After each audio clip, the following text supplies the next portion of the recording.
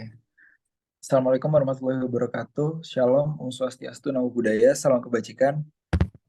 Di sini kami dari kelompok 10 akan mempresentasikan tentang diversifikasi asuransi dan instrumen derivatif. Sebelumnya saya akan memperkenalkan anggota dari kelompok kami. Yang pertama ada saya sendiri, Rama Syafrul Susanto, dengan NIM 210810888, dan ada Intan Dwi Melinda dengan NIM 210810124. Baik, untuk persingkat waktu, kita langsung aja menuju ke materi yang pertama. Silakan. Oke, saya akan membawakan materi yang pertama, yaitu ada diversifikasi. Diversifikasi adalah strategi manajemen risiko yang menciptakan perpaduan berbagai investasi dalam suatu portofolio. Portofolio yang terdiversifikasi berisi campuran jenis aset dan sarana investasi yang berbeda dalam upaya membatasi eksposur terhadap aset atau risiko apapun. Alasan dibalik teknik ini adalah bahwa portofolio yang dibangun dari berbagai jenis aset rata-rata akan menghasilkan keuntungan jangka panjang yang lebih tinggi dan menurunkan risiko kepemilikan atau sekuritas individu. Nah, sebagai contoh, kita tuh mungkin akan megang aset nggak cuma satu, tapi juga pada beberapa aset, misal saham A, saham B, obligasi C, atau properti, dan sebagainya.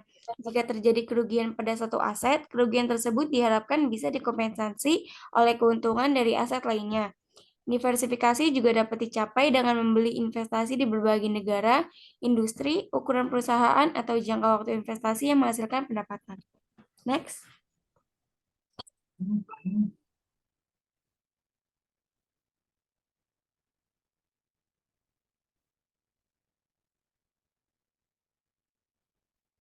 Selanjutnya kita masuk ke strategi diversifikasi. Ketika investor mau mulai mendiversifikasikan kepemilikannya, itu ada banyak strategi yang diterapkan. Nah, metode-metode dalam strategi ini tuh yang pertama ada kelas aset, yaitu setiap kelas aset yang telah ditentukan oleh investor.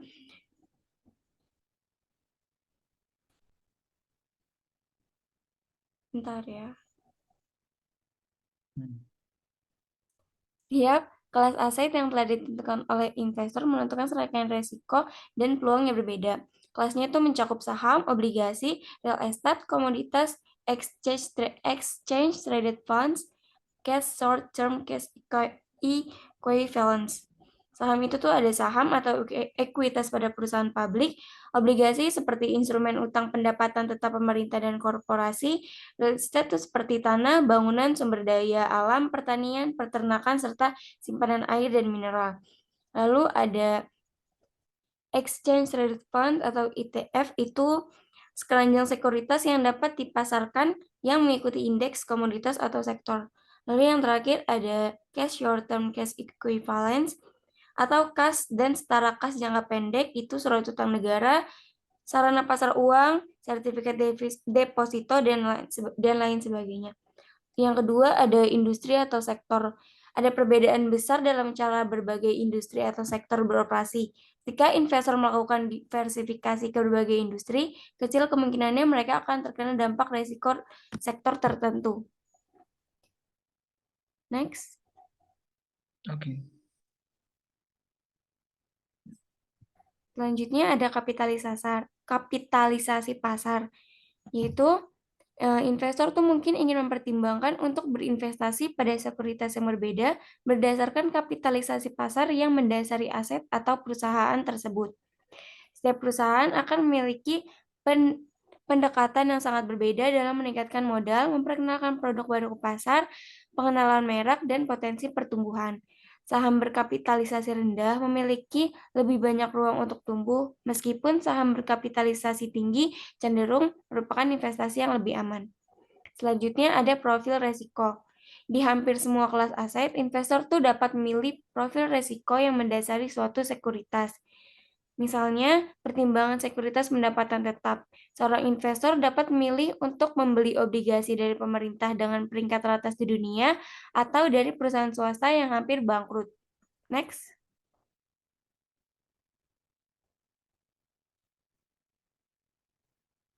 Selanjutnya ada tangibility.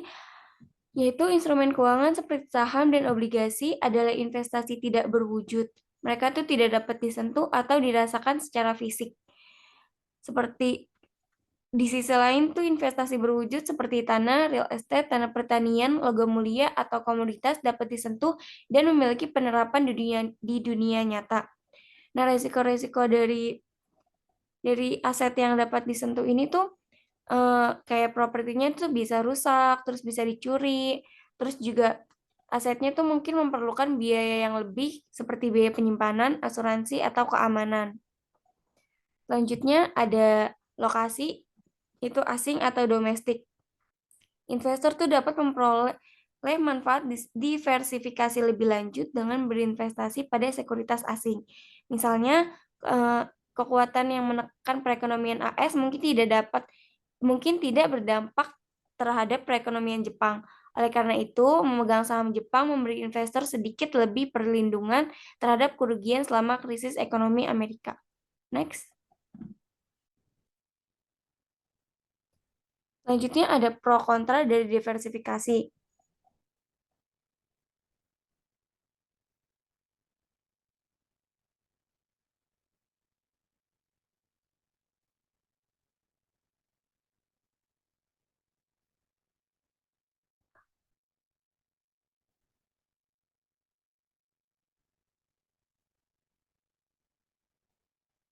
Tujuan utama dari diversifikasi itu untuk memitigasi resiko dengan menyebarkan investasi ke berbagai kelas aset, industri atau jangka waktu yang berbeda. Tapi ada juga pro dan kontra dari diversifikasi. Pro-nya itu bisa mengurangi resiko portofolio, terus melindungi nilai terhadap volati- volatilitas pasar, lalu menawarkan potensi keuntungan yang lebih tinggi dalam jangka panjang, mungkin lebih menyenangkan bagi investor untuk meneliti investasi baru. Sedangkan kontranya itu bisa membatasi keuntungan jangka pendek, memakan waktu untuk mengelola, menimbulkan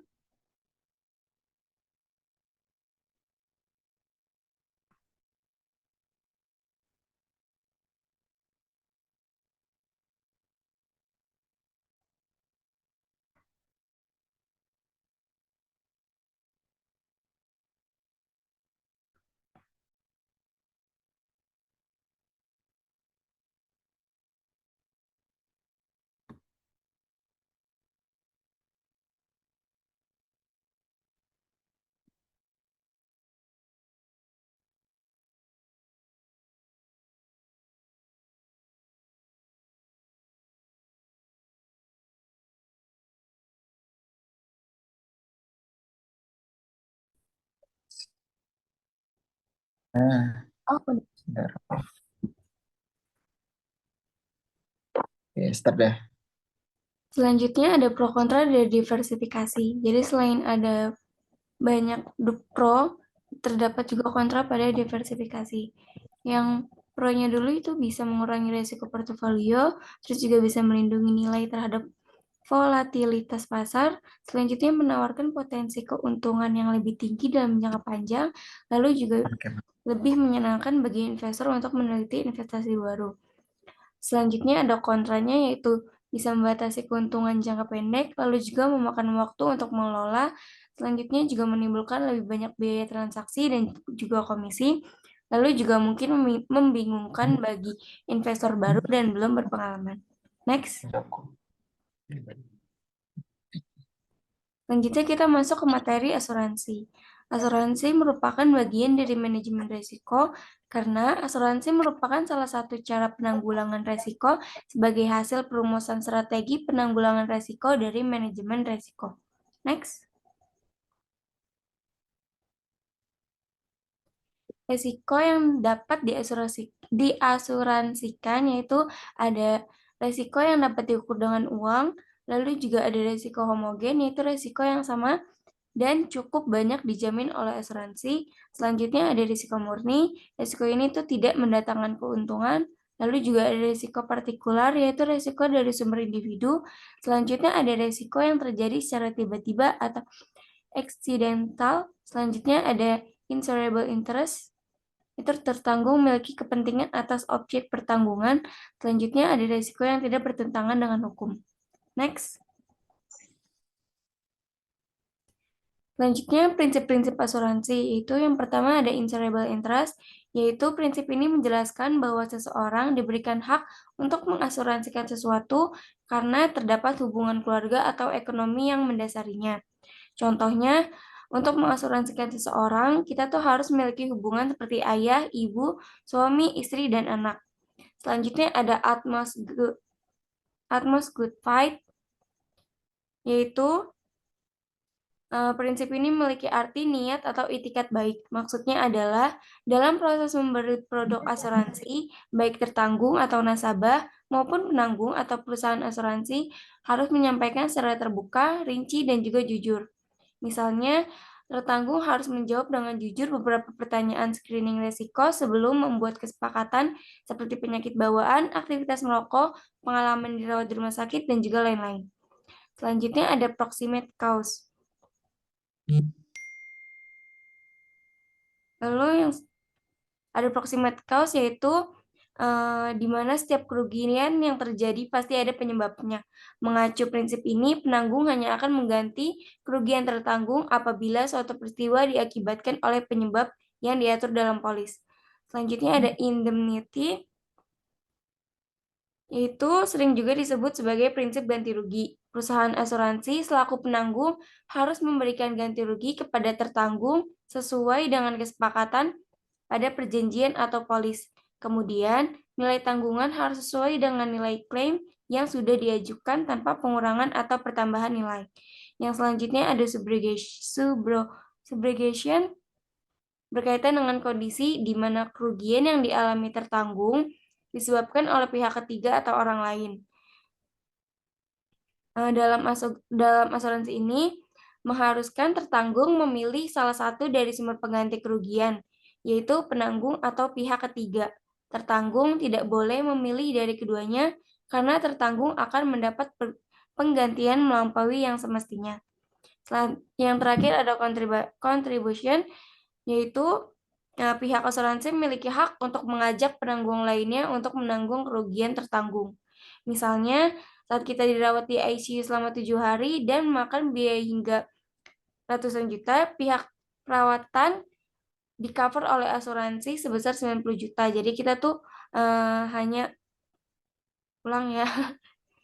Misalnya, kita dirawat di ICU selama 7 hari dan memakan biaya hingga 200 juta rupiah. Tagihan perawatan kita tuh di-cover oleh asuransi sebesar 90 juta. Nah, jika kita memiliki polis asuransi lain, seperti asuransi EFG, maka asuransi EFG hanya perlu membayar sisa tagihan yaitu sebesar 110 juta rupiah. Next. Selanjutnya akan dijelaskan oleh teman saya. Baik, terima kasih. Di sini saya akan menjelaskan tentang instrumen derivatif. Instrumen derivatif ini adalah sebuah kontrak perjanjian yang dilakukan oleh dua pihak atau lebih dengan tujuan untuk menjual atau membeli aset maupun komoditi. Nantinya kontrak tersebut akan berfungsi sebagai objek perdagangan. Harga nilai kontrak ini harus disetujui oleh kedua belah pihak, yang hal itu turut juga dipengaruhi oleh harga nilai aset atau komoditas. Nah, dari penjelasan barusan, kita dapat menyimpulkan bahwa derivatif itu merupakan instrumen investasi yang terdiri atas beberapa produk keuangan yang telah diawasi oleh BI. Berbagai produk keuangan yang seperti saham, mata uang, obligasi, tingkat suku bunga, indeks saham, indeks obligasi, dan lain sebagainya. Di sisi lain, jika produk derivatif itu merupakan komoditi, maka pengawasannya dilakukan oleh Bapepti atau Badan Pengawasan Perdagangan Berjangka Komoditi. Yang sederhananya, cara kerja derivatif ini merupakan bentuk investasi berbasis kontrak perjanjian perdagangan. Oke, next. Selanjutnya adalah dasar hukum dari transaksi derivatif. Transaksi derivatif ini atau perjanjian derivatif merupakan kegiatan investasi yang telah dilandasi dasar hukum sehingga keamanannya terjamin. Beberapa dasar hukum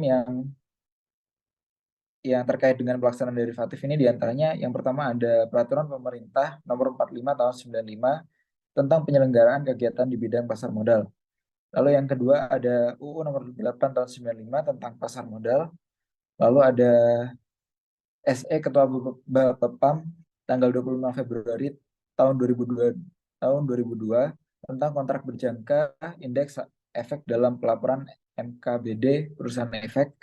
Dan yang terakhir, dan ada juga SK Bapepam tanggal 20 Februari 2003 tentang penetapan kontrak berjangka atas indeks efek sebagai efek. Oke, next. Selanjutnya ada Kamu manfaat off dari cam. derivatif. Oh iya, tah. Iya. Oh, enggak, guys. Bentar. Eh, si, si, si, si. Off cam dah? Iya dari tadi. Mau ulang dah? Enggak, guys. Ini aku on cam loh. Enggak, guys. Biarin. Dia kira dilihat.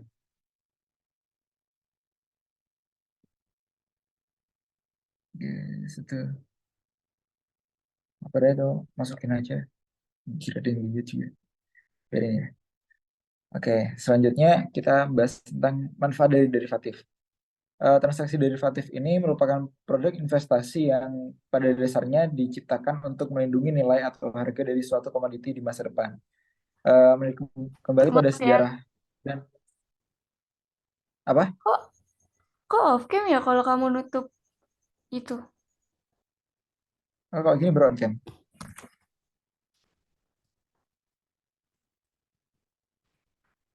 Kalau gini on cam.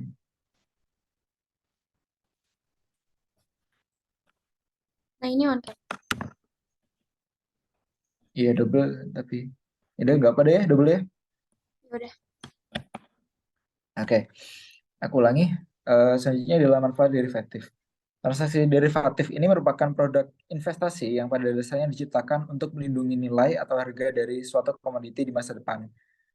Menilik kembali pada sejarah dan awal mulanya, yaitu munculnya derivatif adalah guna untuk melindungi harga gandum di Chicago pada saat itu.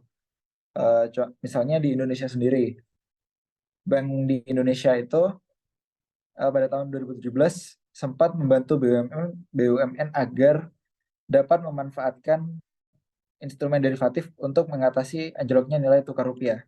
Selain itu, instrumen derivatif juga bisa meminimalisir jika terjadi kerugian dan risiko keuangan perusahaan.